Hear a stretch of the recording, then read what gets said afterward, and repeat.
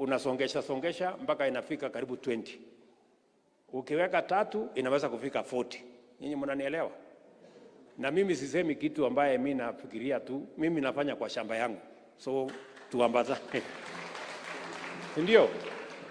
So ili kuondoa aibu ya njaa kwa taifa letu la Kenya, tunataka tufanye ushirikiano na wakulima wetu.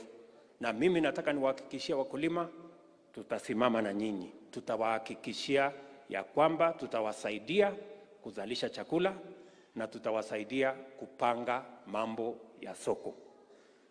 We have a program, na mumesikia gavana wenu wamesema, tuliwezesha wakulima wa hapa, na mimi nawapongeza, mumenunua magunia 1,300.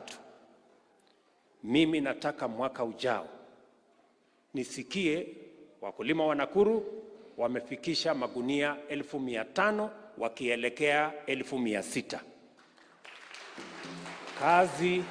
Kazi yangu ni kuhakikisha ya kwamba hiyo mbolea imefika Nakuru.